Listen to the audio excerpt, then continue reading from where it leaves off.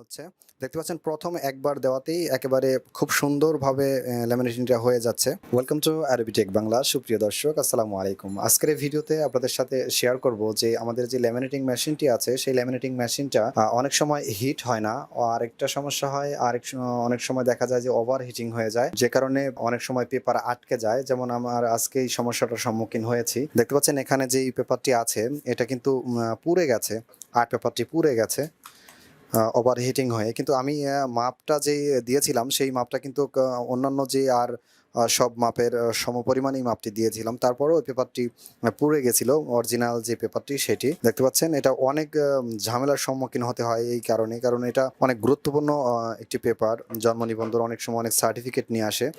সেক্ষেত্রে আমরা যখন আমি এটার সমাধানটা করতে পেরেছি, তখন আমার মনে হলো যে এটা আপনাদের সাথে শেয়ার করা জরুরি। তো আমি সবগুলো নাট মেশিনটার মধ্যে থেকে খুলে রেখেছিলাম, আপনারা দেখতে পাচ্ছেন। এখন এইগুলো আমরা একটা একটা করে সরিয়ে ফেলবো। তো প্রথমে আমরা উপরের এটা সরাচ্ছি, তারপর আমরা এর পরবর্তীতে যেটা সেটা সরানোর চেষ্টা করব। এইটা সরালাম, এরপর এখান থেকে আমরা এই বক্সটি পুরোটাই এখান থেকে সরিয়ে ফেলবো। এটা খুলে নিই। এরপর এটা আমরা দেখি এই দিক থেকে, হ্যাঁ এবার ঠিক আছে। এটা উঠায় ফেলো, এটা ওখান থেকে। দেখতে পাচ্ছেন যে আমাদের ল্যামিনেটিং মেশিনটা আমরা খুলে ফেলেছি। এবার এই মেশিনটার মধ্যে আপনারা দেখতে পাচ্ছেন অনেক ময়লা জমে আছে, যেই কারণটায় আমাদের যেই রুলারগুলো দেখতে পাচ্ছেন এই রুলারগুলোর মধ্যে অনেক ময়লা। এখানে একটু অন্ধকার লাগছে, দেখা যাচ্ছে না। তো এই ময়লার কারণে আমাদের সমস্যাটা হচ্ছে আমাদের যেই পেপারটা সেটা আটকে যায়। আমাদের এই রুলারটি যে দেখতে পাচ্ছেন এই রুলারটির অনেক সময় ময়লা হয়ে যায়। আমাদের দেখতে পাচ্ছেন অনেক ময়লা এই রুলারটার মধ্যে। এই ময়লার কারণে আমাদের যেই পেপারগুলো হয় সেই পেপারগুলো আটকে যায়। তো আমরা এটাকে এখন পরিষ্কার করব। আর এই রুলারটা অবশ্যই আপনারা কোনো কাপড় দিয়ে পরিষ্কার করবেন না, টিস্যু দিয়ে পরিষ্কার করবেন। এই রুলারগুলো বা মানে ভিতরের যা কিছু আছে সবগুলো আপনারা টিস্যু দিয়ে পরিষ্কার করবেন, অথবা কোনো যেই হাওয়া দেওয়া যেই মেশিনগুলো আছে সেই মেশিনগুলো দিয়ে আপনারা এগুলো পরিষ্কার করার চেষ্টা করবেন। এতে করে আপনাদের যে রুলারগুলো স্ক্র্যাচ পড়বে না বা কোনো দাগ টাগ পড়বে না। কারণ রুলারে স্ক্র্যাচ পড়ে গেলে দেখা যায় ল্যামিনেটিং করার সময় যে পেপারগুলো আমরা ল্যামিনেটিং করব সেগুলোর মধ্যে এক ধরনের দাগ পড়ে যায়। আরেকটা ব্যাপার হচ্ছে এই হিট অনেক সময় ওভার হিটিং হয়ে যায়।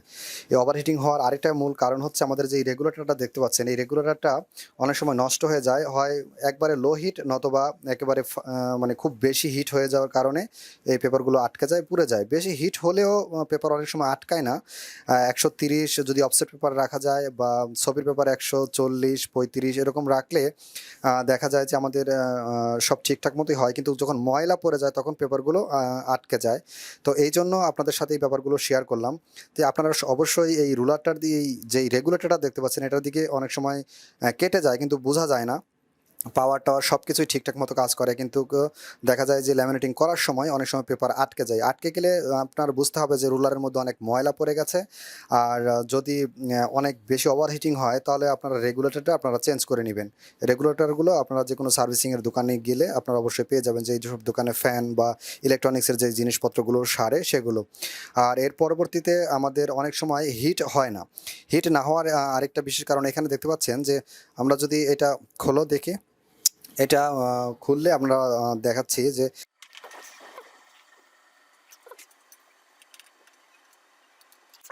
উপরের যে পার্টিশনটা এটা যদি আমরা সরাই তাহলে আমরা দেখতে পাবো ভিতরে, খুব সাবধানে আস্তে দেখতে পাচ্ছেন যে উপরের যেই ইয়েটা মানে এটা এক ধরনের মানে কাঁচ নাকি প্লাস্টিক আমি ঠিকঠাক বলতে পারছি না।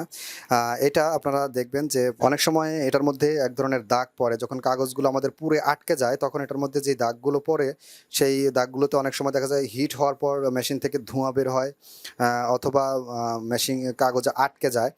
এটা ওভারহিটিং হলে হয়। এটা যখন লাল হয়ে যায় প্লাস্টিকটা দেখতে পাচ্ছেন এখানে, এটা খুব সাবধানে আপনাদের পরিষ্কার করতে হবে টিস্যু দিয়ে। আর দেখে এটা আপনারা খুব স্মুথভাবে এটা পরিষ্কার করবেন যাতে করে চাপ না লাগে। এটা খুবই সাবধানে দেখতে পাচ্ছেন এখানে যে রেগুলেটরটা এটার মধ্যে এক ধরনের কালা একটা দাগ দেখা যাচ্ছে। এটা আমাদের যে একটু আগে কাগজ বেঁধে গেছিলো সেই কারণে এই দাগটা আমরা মুছতে পারিনি, দাগটি রয়ে গেছে। তো আপনারা এই জিনিসগুলো একটু খেয়াল করবেন। এটা অবশ্যই সবসময় পরিষ্কার রাখবেন, মানে সবসময় এটাই সব থেকে বেশি নজর রাখবেন যেন এটার মধ্যে কখনো ময়লা না জমে। ময়লা জমলে আপনার পেপার আটকে যাবে, মেশিনে নানান ধরনের সমস্যা হবে। এটার প্রধান শত্রুই হচ্ছে আমাদের ময়লা। দেখতে পাচ্ছেন এখনও অনেক ময়লা রয়ে গেছে, তো আমরা এটা পরিষ্কার করে সেটিংস করে ফেলবো। আর যেই হিট না হওয়ার কারণ আপনারা এইটা দেখতে পাচ্ছেন, এটা থেকে অনেক সময় যেই কানেকশনটা এটা অনেক সময় মানে লুজ হয়ে যায়, অনেক সময় এটাকে ধরা যায় না আর কি। ভিতরে একটা স্প্রিং আছে, পুরোটা স্প্রিং লাল হয়ে তারপর আমাদের এই মেশিন এটা থেকে হিট রুলারে আসে, রুলার থেকে আমাদের ল্যামিনেটিংটা হয়। তো আপনারা খেয়াল করবেন যে এই তারটা যেন কখনো সংযোগ বিচ্ছিন্ন না হয়ে যায়, কারণ এই তারটার যদি সংযোগ বিচ্ছিন্ন হয়ে যায় তাহলে আমাদের মানে মোটর যেই পাওয়ারই রাখি যেমনই রাখি আমাদের কোনো লাভ হবে না। মেশিনটার ভিতরে তেমন কোনো কিছুই নেই, মেকানিক্যাল তেমন কিছু নেই।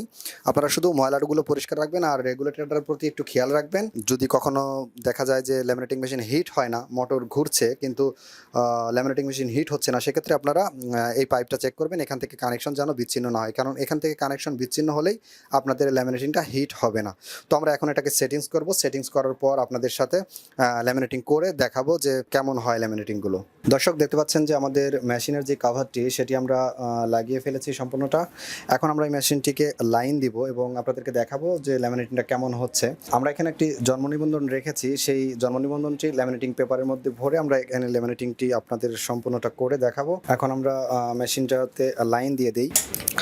তো দেখতে পাচ্ছেন যে আমাদের মেশিনটাতে লাইন দিয়ে দিয়েছি। তো আমরা এখানে একটু কথা বলে নেই যে আমাদের রেগুলেটরটা যে দেখতে পাচ্ছেন, এখানে রেগুলেটরটার নিয়ম হচ্ছে আপনারা যখন অফসেট পেপার ল্যামিনেটিং করবেন তখন 130 দিয়ে আপনারা ল্যামিনেটিং করবেন। যদি ফটো পেপার হয় তো 130 ওভার করে আপনারা 40 দিতে পারেন বা 35 এরকম মাঝামাঝি রাখতে পারেন।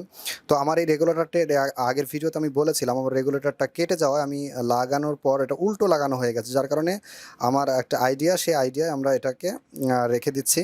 তো আপনাদের সামনে এখন ল্যামিনেটিংটি আমরা করব। হিট যখন পরিপূর্ণ হয়ে যাবে তখন এখানে দেখতে পাচ্ছেন যে রেডি হট নামের যেই ইন্ডিকেটরটি সেটি জ্বলে উঠবে। যখন এটা জ্বলে উঠবে তখন আমরা ল্যামিনেটিং পেপারটি দিয়ে দিব। আর এটা জ্বলে উঠলে আপনারা বুঝতে পারবেন যে আপনাদের ল্যামিনেটিং মেশিনটি ল্যামিনেটিং করার জন্য প্রস্তুত বা কমপ্লিট হয়ে গেছে হিট। তো এখন আমরা ল্যামিনেটিং পেপারটা আগে কাগজের মধ্যে ভরে নেই। দর্শক এখন দেখতে পাচ্ছেন যে আমরা এখন যেই পেপারটি সেই পেপারটি আমরা ভরে নিচ্ছি। এটা অফসেট পেপার, আমরা 130 যেই মাপ মেশিনে সেই মাপটি অনুসরণ করেই এই পেপারটি আমরা এখন ল্যামিনেটিং করব। দর্শক এখন আমাদের যেই মেশিনটি আছে এই মেশিনটি দেখতে পাচ্ছেন যে হিট হচ্ছে বা রুলারটি ঘুরছে। তো এখন এটি হিট হওয়া পর্যন্ত আমাদের অপেক্ষা করতে হবে। তো আপনাদের অপেক্ষা করতে হবে না, আমি ভিডিওটি এখান থেকে স্কিপ করে দিব। দর্শক দেখতে পাচ্ছেন আমাদের যে হট রেডি যেই বাতিটি সেই বাতিটি জ্বলে গেছে এবং আমাদের মেশিনটি এখন আমরা বুঝতে পারছি যে মেশিনটি আমাদের কমপ্লিট হয়ে গেছে হিটে, যেখানে এখন আমরা ল্যামিনেটিং চাইলে করতে পারবো। তো আমরা 130 যেই মাপটি সেই মাপটি আমরা রেখেছি। আমার রেগুলেটর যদিও উল্টা, তো আপনাদেরকে বলে দিচ্ছি 130 অফসেট পেপারটা ল্যামিনেটিং করার সময় রাখবেন। আর মাঝখানের যেই সুইচটি দেখতে পাচ্ছেন এই সুইচটি অবশ্যই উপরের দিকে অন করে রাখবেন, কারণ পিছনের দিকে দিলে আপনার রিভাইস মানে পিছনের দিকে আবার চলে আসবে।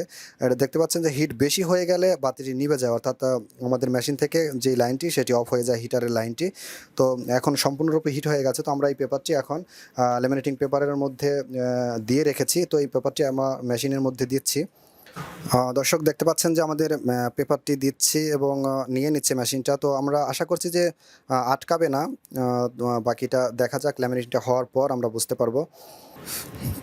দেখতে পাচ্ছেন আমাদের ল্যামিনেটিং পেপারটি বা যেটা আমরা ল্যামিনেটিং করছি সেই পেপারটি এখান থেকে বের হয়ে যাচ্ছে।